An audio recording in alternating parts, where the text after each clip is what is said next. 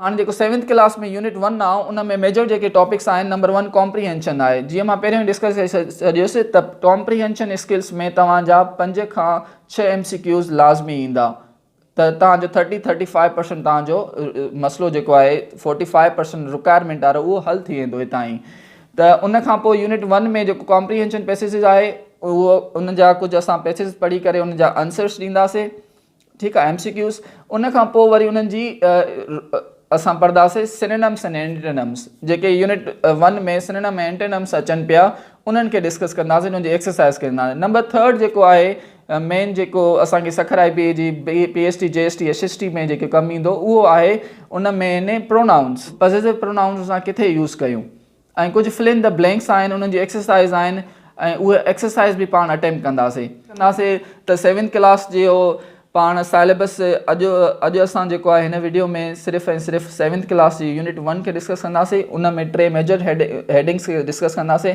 Number 1 जेकी major heading हूंदी असांजी उहा कॉम्प्रीहेंशन स्किल्स हूंदी ऐं उन जा आंसर्स ॾींदासीं पैसेज पढ़ी करे। नंबर 2 जेकी मेजर हेडिंग हूंदी प्रोनाउंस खे ऐं नंबर 3 जेकी हेडिंग हूंदी असांजी उहा हूंदी असांजी त उन्हनि जी एक्सरसाइज़ असां अटैम्प्ट कयूं। जीअं असां MCQs because it is an MCQs test, objective test आहे कि असां जेको किताब कंदासीं 6th 7th 8th 9th 10th 5th class 5th 6th 7th 8th 9th matric class ताईं जेको असां किताब पढ़ंदासीं उहो असां उन्हनि में उन्हनि जी रिक्वायरमेंट मुताबिक़ जेकी सखर IPA यूनिवर्सिटी जी रिक्वायरमेंट आहे उन मुताबिक़ उहे टॉपिक असां कवर कंदा हलंदासीं। ऐं मेन थिंग मां तव्हांखे न ॿुधाइणु चाहियां पियो त कोशिशि कयो तव्हां नंढियुनि शयुनि खे बि कवर कयो, छाजे करे रिसेंटली पोइंग टेस्टनि में प्रीवियस टेस्टनि में तव्हां ॾिठो हूंदो त मेजॉरिटली जेको तव्हांजी नंढी शयूं जंहिं शयुनि खे तव्हां इग्नोर कयो पिया उहे शयूं ई आस कयूं वयूं, उहे ई पुछियूं वयूं शयूं। त everything that is describe in text that is much important, उन्हनि जी तमामु घणी इम्पोर्टेंस आहे, उनखे तव्हां नेग्लेक्ट न कयो। सो इंशाल्लाह we will be discussing all the text books slowly. इन में काफ़ी टाइम पियो आहे, अञा एडवर्टाइज़मेंट ईंदी उन जी तव्हांखे PST JST SST सुठे नमूने सां ऐं सुठी मार्क्स सां ऐं रिसेंटली ॾिसो क्राइटेरिया आहे टफर देन बिफोर आहे। हाणे सां ई प्रिपरेशन कंदा हलंदासीं ऐं पंहिंजी शयूं क्लियर कंदा हलंदासीं त इंशाल्लाह with the flying colours we can crack the test, त असां हिन टेस्ट खे क्रैक करे सघूं पिया। So let's discuss the unit number 1 discuss कंदासीं। सेकेंड जेके यूनिट नंबर 7th क्लास जो यूनिट नंबर 1 आहे उन में सेकेंड एक्सरसाइज आहे असांजी उहा आहे पॉजिटिव जी, यानी पॉजिटिव प्रोनाउंस कहिड़ा आहिनि असांजा।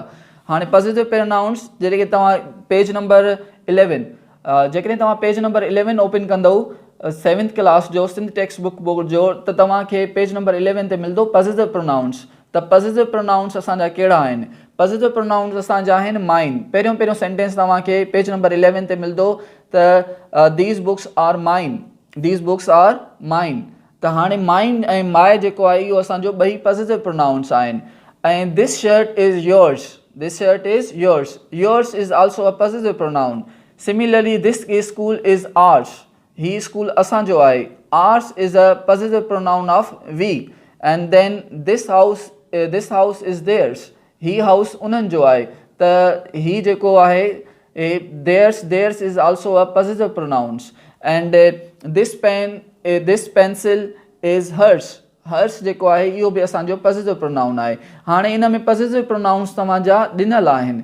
हाणे जेकॾहिं पॉजिटिव प्रोनाउन ॾिनल आहिनि उन खां पोइ जेकॾहिं सेम लास्ट बिलो लाइन्स ते ईंदो त लास्ट में तव्हांजी एक्सरसाइज़ ॾिनल आहे। त हाणे इन एक्सरसाइज़ में ऐं हिकिड़ो बॉक्स ॾिनल आहे, उन बॉक्स मां तव्हां वर्ड्स चॉइस करे जेके आहे उहो उन्हनि जे मुताबिक़ पॉजिटिव प्रोनाउंस यूज़ कंदव। हाणे पॉजिटिव प्रोनाउंस असां किथे किथे यूज़ कयूं ॾिसो, जेकॾहिं तव्हां पंहिंजे बारे में डिस्कस कयो था, for example I am Zulfikar Ali and this book is माइन, दिस बुक इज़ माइन या दिस इज़ माई बुक, पंहिंजे लाइ यूज़ कयो था त माए ऐं माइन यूज़ थींदो, ठीकु आहे। ऐं जेकॾहिं का नॉन लिविंग थिंग आहे, नॉन लिविंग थिंग आहे, का एनिमल आहे या बर्ड्स आहिनि, उन्हनि जे लाइ असां इट यूज़ कंदा आहियूं, उन्हनि जे लाइ असां इट यूज़ कंदा आहियूं। मिसाल तौर ते फॉर एग्ज़ाम्पल त this book has 4 pages, it is N interesting book. हाणे इन जी जॻह ते इट यूज़ कयोसीं त हिन जो पॉजिटिव प्रोनाउन यूज़ थी वेंदो इट्स। सिमिलरली जेकॾहिं चऊं था पैरेट जे बारे में, Parrot is very beautiful. Full stop. Its wings are fascinating. इन जा जेके पर आहिनि उहे तमामु घणा अट्रैक्टिव आहिनि, फैसिनेटिंग आहिनि. हाणे बर्ड्स जे लाइ बि असां इट इस्तेमालु करे सघूं था. हाणे साॻी तरह सां जेकॾहिं हर्ष यूज़ कंदासीं त हर जेको आहे असां विमन जे लाइ यूज़ कंदा आहियूं, हर्ष. ठीकु आहे. ऐं हिज़ जेको आहे उहो असां मेन जे लाइ यूज़ कंदा आहियूं. ऐं योर मीन्स यू जो जेको असांजो पॉजिटिव प्रोनाउन आहे उहो आहे योर्स. ठीकु आहे. त हाणे इहे तव्हांखे रूल्स यादि रखणा आहिनि. इन रूल्स यादि रखे करे पोइ तव्हां जेको आहे पंहिंजी एक्सरसाइज़ खे अटेम्प्ट कंदव.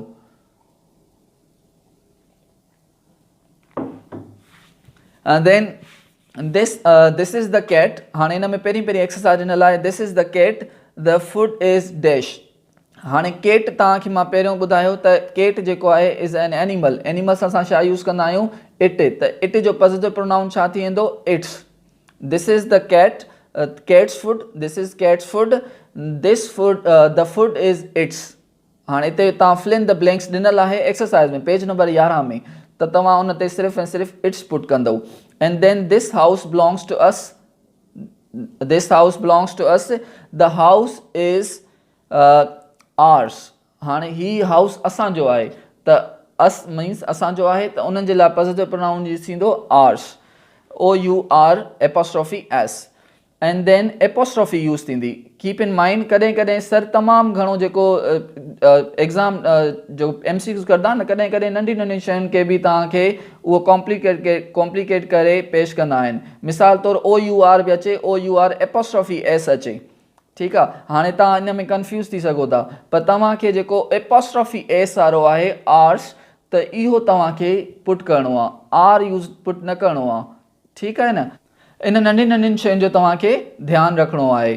ऐं सेकेंड नंबर ते I have many pictures. I have many pictures. The pictures are mine. हाणे ॾिसो मूंखे इलाही पिक्चर्स आहिनि. हाणे इहे कंहिंजियूं पिक्चर्स आहिनि? मुंहिंजियूं आहिनि. त पोइ चवंदुसि मां द पिक्चर्स आर ऑल माइन. हाणे हिते माइन माए न थींदो, माइन यूज़ थींदो. ठीकु आहे. माए ऐं माइन में कहिड़ो फ़र्क़ु आहे? मिसाल जे तौर ते दिस इज़ माए बुक. माए खां पोइ हमेशह नाउन यूज़ थींदो आहे. दिस इज़ माए बुक. एंड माइन खां पोइ को बि नाउन इस्तेमालु न थींदो आहे. दिस बुक इज़ माइन. ॾिसो माइन खां पोइ कोई बि नाउन यूज़ थिए थो? कोन पियो थिए. ठीकु आहे. त इहो डिफरेंस आहे बिटवीन माए एंड माइन में. माए पाण सां गॾु नाउन खणंदो एंड माइन पाण सां गॾु नाउन न खणंदो. ॿियो MCQs आहे हिते असांजो. You receive this prize. You receive this prize. It is yours. हाणे हिते बि तव्हांखे कंफ्यूज़ करे सघे पियो. हिकिड़ो ॾेई सघे थो YOUR. एग्ज़ामिनर तव्हांखो इहो पुछी सघे थो YOUR बि ॾेई सघे पियो ऐं YOUR एपोस्ट्रोफी S बि ॾेई सघे थो. त तव्हांखे एपोस्ट्रोफी S वारो पुट करिणो आहे. इहो पॉजिटिव प्रोनाउन असांजो. ठीकु आहे. Yours. And these goats were given to them. हाणे देम जो पॉजिटिव प्रोनाउन छा थींदो? देयर्स. पॉजिटिव प्रोनाउन थींदो theirs. The goats are theirs. Apostrophe वारो देयर्स. THEIR apostrophe. हाणे हिते तव्हांखे एग्ज़ामिनर अञा कंफ्यूज़ करे सघे पियो. कीअं? हाणे टे देयर ॾेई सघे थो. THERE there. इहो देयर त तव्हांखे यूज़ ई न करिणो आहे. THERE देयर जी माना आहे इहो आहे असांजो एडवर्ब. एडवर्ब ऑफ प्लेस आहे. इहो यूज़ ई न थींदो. Second number THEIR their. त इहो असांजो एपोस्ट्रोफी इन में ईंदी. THEIR यूज़ न कंदो. THEIR apostrophe S. त देयर्स. त इहो तव्हां यूज़ कंदव. Theirs. And the teacher gave her the pencil. Gave her the pencil. हाणे हर जो पॉजिटिव प्रोनाउन छा थींदो? हर्स. त एपोस्ट्रोफी वारो S. हर्स एपोस्ट्रोफी लाज़मी ॾींदो. त द पेन वाज़ हर्स. HER apostrophe S. ठीकु आहे. त इन तरीक़े सां इन नंढियुनि नंढियुनि शयुनि खे तव्हांखे यादि रखिणो आहे. एग्ज़ामिनर तव्हांखे प्रीवियसली तव्हां मोस्टली स्टूडेंट गॉट कंफ्यूज़ड. प्रीवियसली तव्हां एग्ज़ाम पेपर ॾिठो हूंदो. उन में स्टूडेंट चवंदा सर हिन जी त असां डिक्शनरी में ॾिसूं था माना सेम सिनोनिम आहे, पर हीअ असांजो ग़लति कयो अथऊं MCQ. सखर IB वारनि टेस्ट ग़लति कढी आहे. ईअं न आहे. सखर IB वारनि टेस्ट तमामु सही कढी. उहा ग़लति न कढी. त कंडीशन इहा हुई त उन में according to the context use करिणो तव्हांखे सिनोनिम. उहो सिनोनिम यूज़ न करिणो, ईअं त इलाही सिनोनिम थी सघनि था। एग्ज़ामिनर क्लियरली सवाल में पुछियो use this nearest meaning according to the context मुताबिक़ तव्हांखे नियरेस्ट मीनिंग लिखणी आहे। त अहिड़ी शयूं तव्हांखे नंढी नंढी शयूं यादि रखणियूं आहिनि ऐं क्वेश्चन खे जेको तव्हां खां क्वेश्चन पुछे पियो एग्ज़ामिनर उनखे तव्हां मते नज़र उनखे नज़र में रखंदे उनखे केयरफुली रीड करे पोइ तव्हां सवाल खे अटैम्प्ट कयो। ठीकु आहे, त इनशाला तव्हांजो जेको English parts it's not a big deal, English part को वॾो मसइलो न आहे, इहो रिज़ोल्व थी वेंदो। ही एक्सरसाइज़ मां तव्हांखे पॉजिटिव प्रोनाउन जी कराई। हाणे 12 नंबर ऐं 13 नंबर ते हिकिड़ी ॿी एक्सरसाइज़ आहे पॉजिटिव प्रोनाउन जी। Class 7 Sindh text book board English जो एंड यूनिट नंबर 1 उन जो 12-13 पेज ओपन कंदो। हिकिड़ी 2 एक्सरसाइज़ ॿियूं आहिनि, हिकिड़ी एक्सरसाइज़ मां तव्हांखे हाणे अटैम्प्ट कराई, 2 एक्सरसाइज़ ॿियूं आहिनि, उहे ट्राई कयो, हाणे अटैम्प्ट कयो, तव्हां कोशिशि कयो, अटैम्प्ट कयो ऐं जेकॾहिं तव्हांखे का कंफ्यूजन आहे उहा कमेंट में मूंखे लिखो ऐं then I will try to remove that your confusion. मां तव्हांजी उहा कंफ्यूजन रिमूव करण जी कोशिशि कंदुसि इनशाला। ऐं उन खां पोइ असां अचूं पिया पेज नंबर 13 ते। पेज नंबर 13 ते ॾिसूं था त जीअं तव्हां पेज नंबर 13 क्लास 7 जो यूनिट नंबर 1 ओपन कंदो त उन में आहे काउंटेबल ऐं अनकाउंटेबल नाउन्स। त काउंटेबल नाउन्स कहिड़ा आहिनि असांजा एंड अनकाउंटेबल नाउन्स कहिड़ा आहिनि। काउंटेबल नाउन्स असांजा उहे आहिनि जंहिंखे तव्हां काउंट करे सघो, जीअं लफ़्ज़ पाण ई ॿुधाए पियो त countable means which can be counted and uncountable means which can not be counted, जंहिंखे तव्हां काउंट न करे सघो। हाणे उहे कहिड़ा आहिनि, मिसाल तौरु मां चवां पियो बुक्स त means you can count the books, तव्हां बुक्स खे काउंट करे सघो पिया। Pens you can count pens, mobiles you can count mobiles. पर मां जेकॾहिं चवां त मिल्क, हाणे you can not count the milk, तव्हां मिल्क खे काउंट नथा करे सघो। हा, पर जेकॾहिं हिन जी क्वांटिटी खे सेपरेट कयो त पोइ काउंट करे सघोसि पिया। A glass of milk, a kilogram of milk. हाणे हिनखे मेजरमेंट तौरु यूज़ कयो त पोइ U can count, otherwise U can not count. और वाटर, तव्हांखे वाटर खे ॻणे कोन पिया सघो, पर त जेकॾहिं मां चवां अ गिलास of water, now U can count 2 glass of water, 3 glass of water. Petrol, this is also uncountable noun, पर मां जेकॾहिं चवां अ लीटर ऑफ पेट्रोल त पोइ नाउ यू कैन काउंट। जेकॾहिं सिमिलरली जेकॾहिं तव्हां चओ था त शुगर खे काउंट न पिया करे सघो, पर जेकॾहिं मां चवां a kilogram of sugar, now U can count the sugar. हाणे मेजरमेंट इंस्ट्रूमेंट तौरु यूज़ कयोसि त पोइ उनखे काउंट करे सघो था, अदरवाइज़ उनखे काउंट न करे सघंदो ऐं उहे असांजा जेके हूंदा अनकाउंटेबल नाउन्स हूंदा। साॻी तरह जा डेफिनेशन लिखियलु आहे पेज नंबर 12 ते, जॾहिं तव्हां पढ़ंदव ऐं कोशिशि कयो। आई एडवाइज़ यू ऑल, हाणे सां प्रिपरेशन स्टार्ट कयो ऐं एक्सरसाइज़ अटैम्प्ट करण जी कोशिशि कयो पिया। तव्हां सिर्फ़ु 6, 7, 8, 9 मैट्रिक क्लास जे बुक खे, 4, 5 क्लास जे बुक्स खे इंग्लिश खे ॾिसो त तव्हांजो काफ़ी पार्ट रिज़ोल्व थी वेंदो ऐं 45% जी रिक्वायरमेंट बि ईज़ीली कंप्लीट थींदी। It's not difficult to crack the English part खे डिफिकल्ट न आहे त तव्हां हुनखे क्रैक न करे सघो। अनकाउंटेबल ऐं काउंटेबल नाउन जी तव्हां डेफिनेशन हिन में लिखियलु आहे। One hand, just one hand, in an example ॾिनल आहे 2 hands. Now you can count 2 hands. Similarly, monkey, 6 monkeys. हाणे 6 monkeys काउंट करे सघो पिया। 1 rupee, 5 rupee, हाणे इहे बि तव्हां काउंट करे सघो पिया। मिलियन रुपीज़, उहे बि काउंट करे सघो पिया तव्हां। ठीकु आहे, हाणे इहे जेके आहिनि असांजा काउंटेबल नाउन्स आहिनि, इहे असांजी डेफिनेशन ॾिनल आहे 7th क्लास जे बुक में पेज नंबर 14 में, सॉरी पेज नंबर 14 में।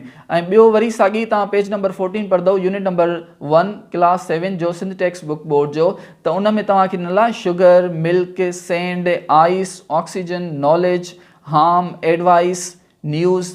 इन्हनि खे तव्हां काउंट न पिया करे सघो, त इहे असांजा छा आहिनि, इहे आहिनि असांजा अनकाउंटेबल नाउन्स। त जंहिंखे काउंट न करे सघो अनकाउंटेबल नाउन्स, जंहिंखे काउंट करे सघो उहे असांजा काउंटेबल नाउन्स आहिनि। हाणे पेज नंबर 15 ते ईंदव, पेज नंबर जीअं 15 ते ईंदव तव्हांजो, उन में आहिनि कुझु एक्सरसाइज़ आहिनि, त तव्हांखे उनखे काउंटेबल नाउन ऐं अनकाउंटेबल नाउन जी एक्सरसाइज़ पुट करणी आहे ऐं कुझु वर्ड्स तव्हांखे ॾिनल आहिनि, उहे वर्ड्स तव्हांखे पुट करणा आहिनि। एक्सरसाइज़ ॾिसंदव उन में तव्हांखे कुझु वर्ड्स ॾिनल आहिनि। अ टैंक फुल ऑफ, तव्हांखे स्क्रीन ते ॾिसी सघो था, अ tank full of, 10 pages of, spoon full of, 3 cups of, some, a slice of, a lot of, a pinch of, a glass of, a sake of। हाणे इहे words तव्हांखे exercise में fill in the blanks आहिनि, उन्हनि में पुट करणा आहिनि। ठीकु आहे, ही काउंटेबल आहिनि, अनकाउंटेबल आहिनि। Can I have dash water please, त हाणे can I have dash water please, हाणे चवंदासीं कैन आई हैव अ गिलास ऑफ वाटर प्लीज़, त हिन में अ गिलास ऑफ वाटर ईंदो। Pass me dash bread please, त pass me a slice of bread. Slice means टुकड़ो ब्रेड जो चवंदा आहियूं न उनखे स्लाइस चवंदा आहियूं ब्रेड जेके. त पोइ a slice of bread please. Number 3 जेको आहे add dash salt in the flour. Add dash salt a pinch of salt. एतिरो असां चूटी भर एतिरो असां यूज़ कंदा आहियूं न सॉल्ट, पोइ उन जे लाइ असां पिंच ऑफ सॉल्ट यूज़ कंदासीं. अ pinch of salt in the floor. ॿियो अहमद कैरिड डैश ऑन हिज floor on his bag. Ahmad पंहिंजे बैग ते छा रखियो? फ्लोर रखियो. अटे जी बोरी रखी त पोइ बोरी जे लाइ छा यूज़ कंदासीं? अ sack of. Ahmad carried a sack of flour on his bag. Then put dash sugar in my tea. Put a spoonful of माना हिकिड़ो चिमचो शुगर जो. Spoonful of sugar in my tea. There is dash traffic on the road. There is a lot of traffic on the road. The fire brigade had dash water. Fire brigade खे हुयो a tank full of water. Tank full सॼी टैंकी जेकी full थियल हूंदी आहे न fire brigade वारनि खे किथे बाहि लॻे थी त उन जे लाइ असां a tank full of use कंदासीं. And then I need dash tea for the guest. I need 3 cups of tea for the guest. Then the beggar is asking for dash money. The beggar is asking for some money. कुछ पैसनि जे लाइ asking करे रहियो आहे. Asking for some money. The teacher told the students to search for dash information on Bambor. To search for 10 pages. 10 pages of information on Bambor. Bambor ते 10 pages जी घटि में घटि इंफॉर्मेशन तव्हांखे हुजे. हाणे सी ही एक्सरसाइज़ हुई तव्हांजी जेके काउंटेबल एंड अनकाउंटेबल नाउन्स. हिन एक्सरसाइज़ हुई पेज नंबर 16 ते. ॿियो जेको डिफरेंस आहे हिन में असांखे पुछियो वियो आहे उहो आहे हाउ मच ऐं हाउ मैनी में कहिड़ो डिफरेंस आहे. मैनी जेको आहे हाउ मच जेको आहे असांजो उहो क्वांटिटी खे शो कंदो आहे ऐं हाउ मैनी जेको आहे उहो असांजो नंबर खे शो कंदो आहे. हाउ मच मीन्स केतिरी quantity. How much you love how much your mother loves U.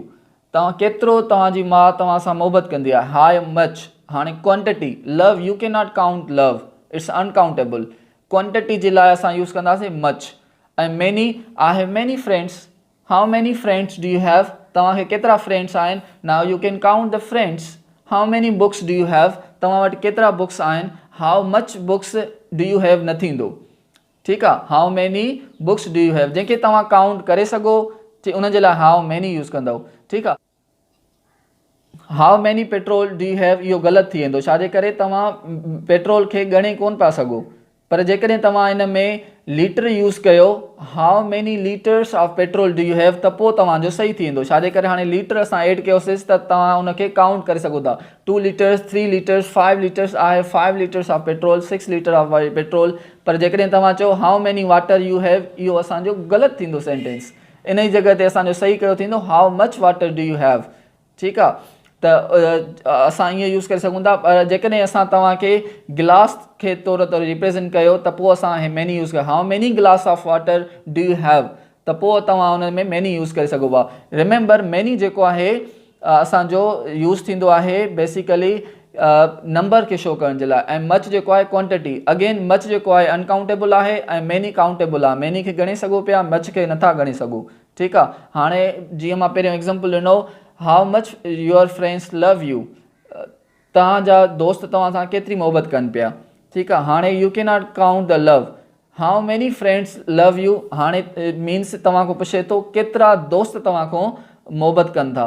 केतिरा दोस्त तव्हां सां मोहबत कनि था. हाणे उन दोस्तनि जो तइदाद पुछे थो नंबर पुछे थो त इन जे लाइ असां यूज़ कंदासीं मैनी.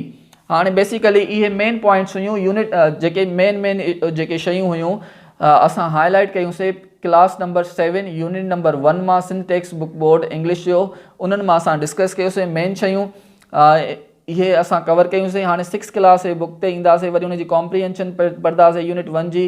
एंड उन जा एक्सरसाइज़िस खे ॾिसंदासीं ऐं उन में ग्रामर पार्ट्स ऑफ स्पीच जेके बि MCQs fill in the blanks जेके बि शयूं मेन आहिनि उहे असां उन्हनि खे कवर कंदा हलंदासीं. देन 8th क्लास ते ईंदासीं वरी 9th मैट्रिक ईअं असां प्रैक्टिस कंदा हलंदासीं. And do keep in touch SST. ऐं जेकॾहिं सिमिलरली तव्हां मैथमेटिक्स साइंस ऐं आर्ट्स सब्जेक्ट्स खे बि ॾींदा हलो ऐं कुझु वेबसाइट्स पढ़ंदा हलो उन MCQs ॾिसंदा हलो ऐं एंड बुक्स मां ई तव्हां MCQs पाण कढी सघो पिया.